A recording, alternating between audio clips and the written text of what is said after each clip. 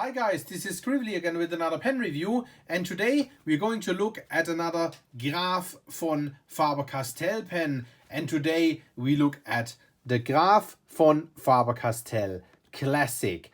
Thanks a million to Appelboom Pennen in the Netherlands, appelboom.com, for sending me this beauty right here for review so that I can shoot this video for you. What I have right here is the Graf von Faber-Castell Classic Pernambuco.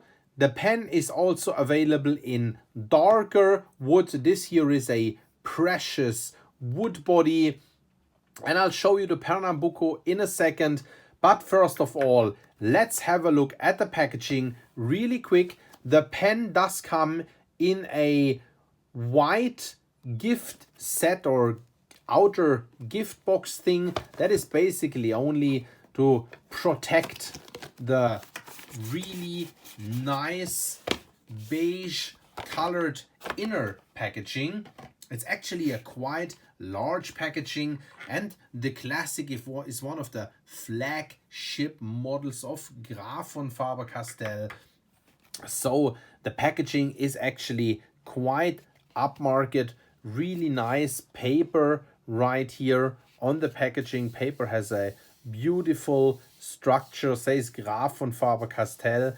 The crest logo right here with the crown on top opens up like this, and out comes a fantastic wooden box that actually does match the wooden pen very, very nicely. As you can see, Graf von Faber-Castell here as well. The crest there as well has a filled bottom right here and does then open up like this. Really beautiful, little bit reminiscent of a cigar box or something like that. You get a cloth pen pouch right here saying Graf von Faber-Castell and having the crest logo on there as well.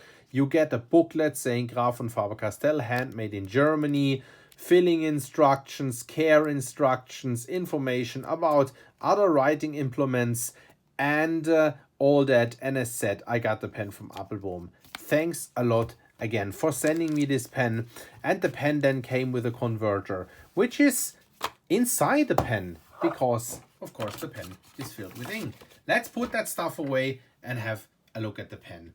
At first glance, the pen is pretty similar to a slightly less expensive pen, which is the Graf von Faber-Castell Guilloche, which is made out of resin, but there are some differences to those two pens. I'll probably do a comparative review in a bit. Let's cover this pen right here now, top to bottom.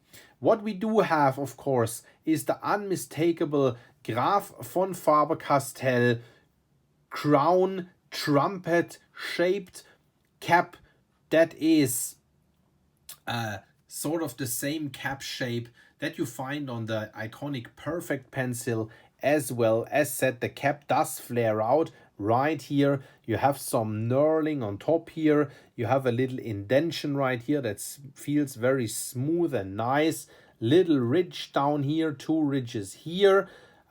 You then have like the Faber-Castell crest etched into the pen. This is not screen printed. This is really etched into the pen. Well, it's a chrome cap, so as you can see here in the light, it is a fingerprint magnet, but well, looks elegant, doesn't it? The clip does flare out, ski slope style. It's a spring-loaded clip.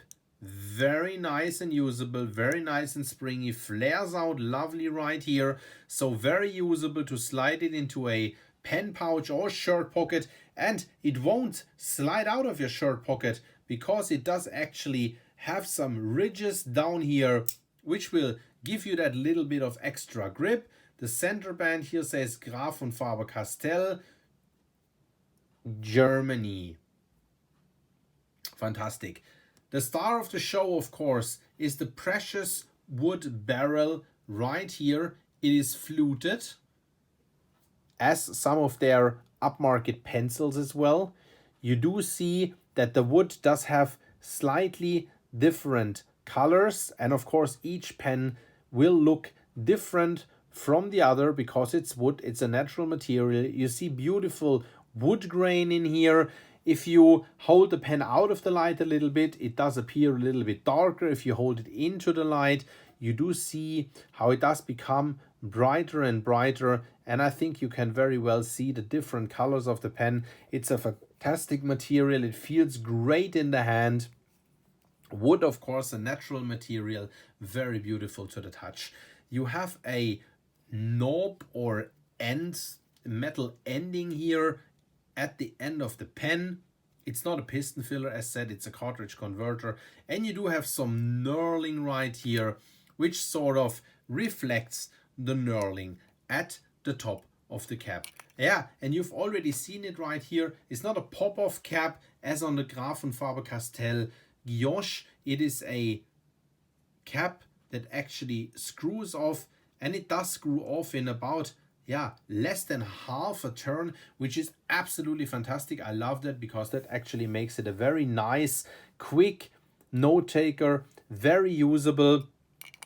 This screw mechanism is actually really nice because at the end, right here, it does snap in place very satisfyingly and reassuringly. So actually know, yes, pen is closed. That is very nice. You have a plastic inner cap to prevent the nib from drying out. Works fantastic. Never had an issue with that nib drying out. You see in comparison to the pen body, extremely long section, sort of as on the Graf von Faber-Castell Guilloche as well. You do see threads here. They are not sharp at all. And you see the sort of hourglass shaped section right here that flares out down there a little bit. It's a chrome section. It's a very reflective section. You see the fingerprints on here. That doesn't disturb me. What's a bit more of an issue for me personally is that the section does tend to get a little bit slippery. It's also quite narrow. It's not the girthiest of pens. Maybe in the Pelikan M400 section with range, something like that. So it's a fairly slim and slender pen, and it's a little bit slippery. So if you have problems with pens like the Lamy Studio or so, then maybe this is not the pen for you. If you don't, then maybe this is the pen for you. Let's look at the nib. A very, very beautiful bicolor duo toe nib. I love this nib design. M for medium, 750 for the gold content, the 18 karat gold nib. Fantastic nib design. I love the wide nib shoulders, the fairly large nib in comparison or in relation to the overall body. Feet down here, very, very beautiful nib. Section unscrews like this, and in here we have a Faber-Castell Germany branded converter, and the pen is filled with Robert Oster turquoise. Let's do a size comparison to my standard size reference pen, the Lamy Safari. And I think it's fair to say that these two pens are basically exactly the same length capped. Let's uncap them. See what we get.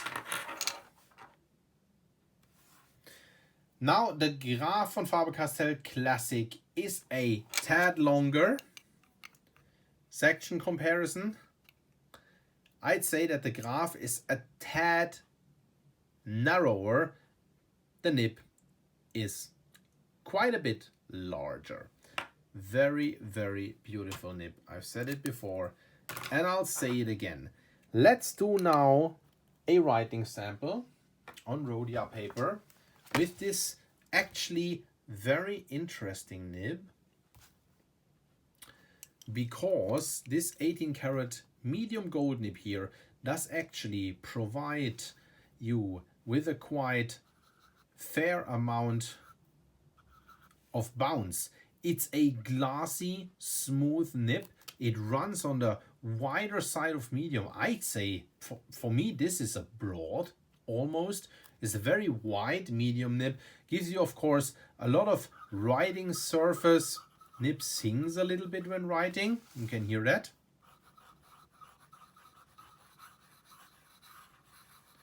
So the wide tip gives you, as said, a lot of writing surface. So the pen literally glides across paper. Let's write a little bit right here.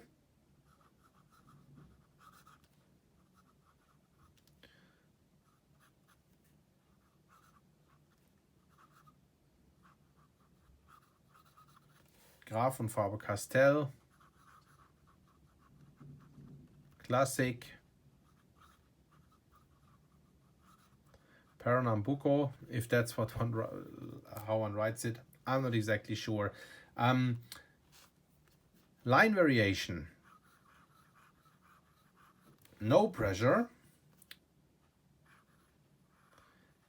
And this here is not a lot of pressure. But guys, I told you, with a little bit of pressure, you do get considerable line variation out of this pen, at least in my opinion. This is by no means a flex pen, but even without pressing really hard, that is actually quite spectacular, I would say. Wetness. Yeah, this is a fairly wet writer, of course, also partly owed to the, zoom out a little bit, to the quite wide nib right here. Last but not least, let's talk price. The pen costs a little bit shy of 500 euro. Seems to be quite a mouthful, but well, it's the flagship pen of Graf von Faber-Castell, or one of their flagship pens.